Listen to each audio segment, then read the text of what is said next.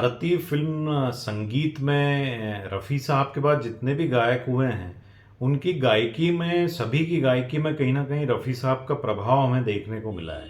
लेकिन कुछ नाम ऐसे हैं जिनमें स्पष्ट रूप से रफ़ी साहब से वे बेहद प्रभावित दिखे हैं। उनमें सबसे पहला नाम आएगा महेंद्र कपूर साहब का। महेंद्र कपूर साहब तो ख़ैर उनके विधिवत छात्र रहे हैं, शिष्य रहे हैं, तो ये स्वाभाविक है कि उन पे उनका सबसे ज़्यादा प्रभाव था। इनके अलावा यदि हम बात करें तो अनवर साहब, जिनका पदार्पण रफ़ी साहब के सामने ही हो गया था और रफ़ी साहब से काफ़ी मिलती जुलती आवाज़ भी थी उनकी। इसके अलावा दक्षिण से बात करें तो एसपी बालासुब्रमण्यम, केजे यसुदास जी, फिर सुरेश वाडकर जी। उसके अलावा 80 के शुरुआत में जिनका पदार्पण हुआ, शब्बीर कुमार जी, मोहम्मद अज़ीज़ साहब, उदित नारायण जी, विपिन सचदेवा जी। ये सभी लोग जो हैं रफ़ी साहब को देखकर ही कहीं न कहीं इनका गायकी में कहीं न कहीं प्रभाव दिखता है। लेकिन दोस्तों, एक मॉडर्न इरा में एक गायक ऐसा हुआ है जिसे हम कह सकते हैं कि मॉडर्न इरा का रफ़ी साहब हैं, मोहम्मद रफ़ी हैं। और दोस्तों, ये नाम है सोनू निगम। दोस्तों, आज हम बात करेंगे सोनू निगम के बारे में।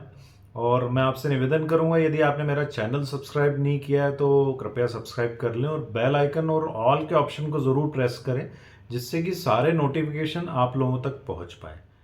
30 जुलाई 1973 के दिन अगम कुमार निगम जी और शोभा निगम जी के यहाँ एक बालक ने जन्म लिया, जिसका नाम उन्होंने रखा सोनू। और दोस्तों, यही बालक बड़ा होकर के सोनू निगम एक सुप्रसिद्ध गायक बना। दोस्तों, अगम कुमार जी और शोभा जी दोनों ही स्टेज आर्टिस्ट, स्टेज पर गाने वाले आर्टिस्ट रहे हैं। और शोभा जी एक गढ़वाली परिवार से थीं और अगम कुमार जी एक कायस्थ परिवार से हैं। और दोनों की मुलाकात मुंबई में हुई थी, चूँकि शोभा जी की अपब्रिंगिंग मुंबई में हुई और वहीं दोनों का अफेयर हुआ और दोनों ने प्रेम विवाह कर लिया। और दोनों की पहली संतान सोनू निगम हुई 1973 में। उसके जस्ट एक साल बाद उनकी दूसरी बेटी मीनल निगम हुई और तीसरी बेटी उनकी 11.5 साल बाद हुई, जिसका नाम टीशा है। ये भी फिल्म इंडस्ट्री में सक्रिय हैं। दोस्तों, सोनू जी के जन्म के एक साल बाद ही इनके माता पिता ने फरीदाबाद छोड़ कर के दिल्ली शिफ्ट हो गए और वहाँ दिल्ली में स्टेज परफॉर्मेंस देने लगे। वहाँ पे जो भी शादी ब्याह होते थे या म्यूज़िकल कॉन्सर्ट्स होते थे, प्रोग्राम्स होते थे, उसमें सोनू जी के पिताजी अगम कुमार निगम जी अपना परफॉर्मेंस दिया करते थे। और इस दौरान उन्होंने कुछ बॉलीवुड फिल्मों में भी गीत गाए। उनकी माताजी भी एक गायक थी। और जब सोनू ने अपने घर में संगीत का वातावरण देखा तो कहीं ना कहीं संगीत सीखने की ललक, गाने की ललक उनमें भी जागी। हालांकि सोनू बहुत ही मेधावी छात्र थे, पढ़ने में बहुत तेज थे और हमेशा अपनी क्लास में अव्वल आते थे। और सोनू के जो एम्बिशंस थे एक स्टूडेंट के रूप में, वो बदलते रहे। उन्होंने शुरुआती दौर में ये सोचा कि मैं बड़ा होकर के साइंटिस्ट बनूंगा। फिर कुछ जब मैच्योरिटी आई तब उन्होंने ये सोचा कि मैं आईएएस ऑफिसर बनूंगा। लेकिन दोस्तों, उनकी किस्मत में एक गायक बनना लिखा था। 4 वर्ष के जब वे थे तब पहली बार जब उनके पिताजी स्टेज पे परफॉर्म कर रहे थे, तब उन्होंने जिद की कि स्टेज पर जाकर के मैं भी एक गाना गाऊंगा। और दोस्तों, उनके पिताजी भी रफ़ी साहब से बहुत ज़्यादा प्रभावित थे। उनकी गायकी में रफ़ी साहब का बहुत प्रभाव था। तो सोनू निगम रफ़ी साहब के गीत अक्सर सुना करते थे। तब स्टेज पर जब उन्होंने जाने की जिद की 4 वर्ष की उम्र में, तो वहाँ जाके सबसे पहला गीत उन्होंने रफ़ी साहब का ही गाया। फिल्म हम किसी से कम नहीं का वो गीत, क्या हुआ तेरा वादा। और दोस्तों, यहीं से सोनू की म्यूज़िकल जर्नी शुरू हो गई। बीच बीच में उनके ऑब्स्टिकल्स आए, कई बार उनके विचार बदले कि मुझे कुछ और करना चाहिए, लेकिन अल्टीमेटली उन्होंने फिर अपना गोल सेट किया कि मुझे गायक ही बनना है। दोस्तों, अपनी पढ़ाई के दौरान ही वे अलग अलग प्रतियोगिताओं में हिस्सा लेते रहे और ज़्यादातर प्रतियोगिताओं में, संगीत की, गायकी की प्रतियोगिताओं में वे प्रथम आए। उनमें से एक जो प्रतियोगिता थी जिसमें सोनू निगम प्रतिभागी थे और मुख्य जज थे अन्नू मलिक जी। उसमें भी सोनू निगम फर्स्ट आए थे। और जब सोनू निगम ने 12वीं पास कर ली दिल्ली के एक स्कूल से, जेडी टाइटलर स्कूल से, तब उनके परिवार ने ये निर्णय लिया कि सोनू को एक बड़ा गायक बनाना है, फिल्मी गायक बनाना है, और तब उनकी फैमिली मुंबई शिफ्ट हो गई। उस दौरान उनके पिताजी शोज़ करते रहे, माताजी भी शोज़ करती रहीं, और सोनू निगम ने बहुत संघर्ष किया, पढ़ाई भी जारी रखी, अपना ग्रेजुएशन भी कंप्लीट किया दिल्ली यूनिवर्सिटी से करस्पॉन्डेंस के माध्यम से। और इस दौरान फिल्म इंडस्ट्री में भी सोनू निगम प्रयास करते रहे। लेकिन दोस्तों, बहुत कठिनाई उन्होंने झेली, भूखे रहे और बहुत परेशानियां झेली, बहुत बेइज्जती भी सहन करी। लेकिन फिर पहला मौका उन्हें मिला दूरदर्शन के एक सीरियल तलाश, जो 90 के दशक के शुरुआती दौर में आया करता था। उसमें एक गीत था 9वें एपिसोड में, जिसमें सोनू निगम को गाने का अवसर मिला। इस गीत के बोल थे, हम तो छेला बन गए। और फिर उसके बाद सोनू जी की मुलाकात अलग अलग लोगों से काम के सिलसिले में होती रही। एक बार उनकी मुलाकात टी सीरीज़ के मालिक गुलशन कुमार जी से हुई, और सोनू जी की प्रतिभा को देखकर वे बहुत प्रभावित हुए, और उन्होंने उनसे ये वादा किया कि मैं आपको ज़रूर अवसर दूंगा अपनी कोई भी फिल्म में या एल्बम में गाने के लिए। फिर 1994 के आसपास एक फिल्म आई थी, आजा मेरी जान। उस फिल्म में अरे ओ आसमां वाले करके गीत था, इसमें सोनू निगम को उन्होंने गाने का अवसर दिया।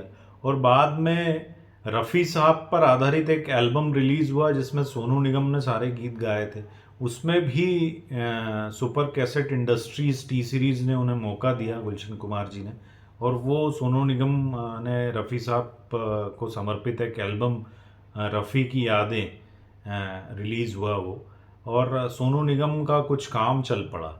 इसी बीच दोस्तों, उषा खन्ना जी के भी निरंतर संपर्क में सोनू जी रहे।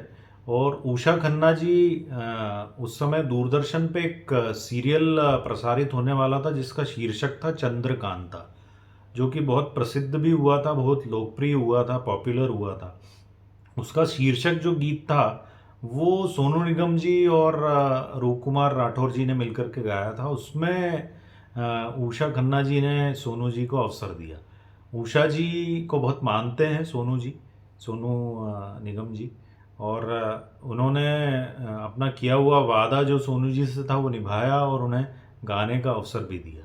फिर दोस्तों, ये सिलसिला चलता रहा। 1990 के दशक के मध्य में एक टीवी पे प्रोग्राम आया करता था संगीत पे आधारित, सारे गामा के होस्ट सोनू जी बने, जिसके गजेंद्र सिंह जी निर्माता थे।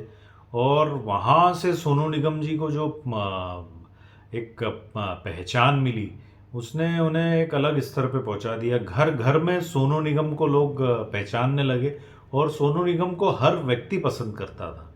उस दौरान सोनू जी की गायकी की भी बहुत झलकियां मिली हमें, और उनका जो टैलेंट था वो पूरी तरीके से सामने आ गया। फिर दोस्तों, 1997 का साल आया, जब जेपी दत्ता की एक फिल्म बॉर्डर आई थी, जो कि सुपरहिट फिल्म थी। उसका जो गीत था संदेशे आते हैं, वो गीत गाने के बाद सोनू निगम एक अलग ही लेवल पे पहुंच गए। उसके बाद परदेस फिल्म आई। परदेस फिल्म में एक गीत उन्होंने गाया, ये दिल दीवाना। उस गीत को गा करके सोनू निगम यंगस्टर्स के फेवरेट हो गए, और लोकप्रियता में पायदान पे अव्वल आ गए वो। उसके बाद सोनू जी ने कभी पलट के नहीं देखा। फिर 2000 का जो दशक था, वो सोनू जी के कैरियर के लिहाज से सबसे महत्वपूर्ण रहा, और उस दौरान उन्होंने सफलता के झंडे गाड़े।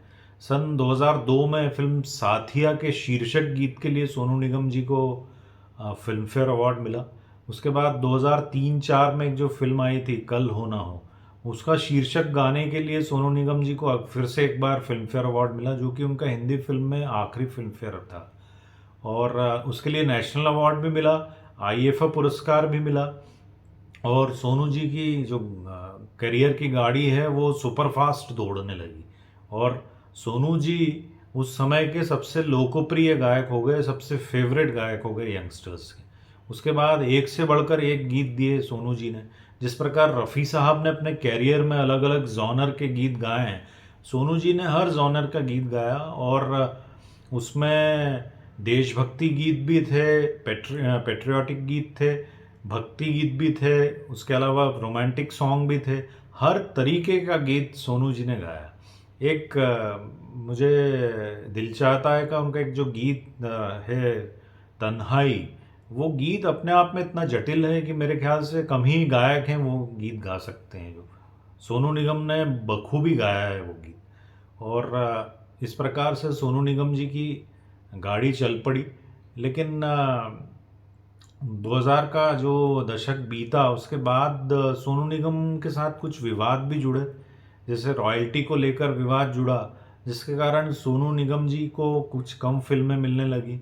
और सोनू भी शायद मेंटली इस चीज़ के लिए प्रिपेयर थे। उन्होंने रॉयल्टी को लेकर के जो लड़ाई लड़ी उसके कारण फिल्मों में उनका जो है सक्रियता कम हो गई, और फिल्मों के बजाय सोनू जी कॉन्सर्ट्स करने लगे। और कॉन्सर्ट्स भी इंटरनेशनल लेवल पे जो होते हैं उन कॉन्सर्ट्स में सोनू जी हिस्सा लेने लगे। दोस्तों 2007 में सोनू निगम जी ने एक अपना पुराना एल्बम जो उन्होंने शुरुआती दौर में उनके करियर के टी सीरीज़ के साथ सुपर कैसेट इंडस्ट्रीज़ के साथ किया था, रफ़ी की यादें, उसे पुनः रिलीज़ किया, रफ़ी साहब को समर्पित। और इस बार उसका टाइटल था कल आज और कल। और इसके साथ ही दोस्तों, चूँकि सोनू निगम रफ़ी साहब से बहुत प्रभावित रहे हैं, अपने आप को रफ़ी यूनिवर्सिटी का ही छात्र वो बताते हैं, और रफ़ी साहब के कारण ही वे गायक बने। तब उन्होंने एक बहुत ही बड़ा कार्यक्रम इंग्लैंड में किया था, और इंग्लैंड का एक बहुत ही सुप्रसिद्ध ऑर्केस्ट्रा है बर्मिंघम ऑर्केस्ट्रा, CBSO जिसे बोलते हैं, उसके साथ में उन्होंने एक लाइव प्रोग्राम दिया जिसका टाइटल था रफ़ी रिसरेक्शन। और इसमें रफ़ी साहब के एक से बढ़कर एक गीत उन्होंने लगातार कई घंटों तक गाए। और इस पूरे प्रोग्राम को कवर किया था सारेगामा जो म्यूज़िक कंपनी है उन्होंने।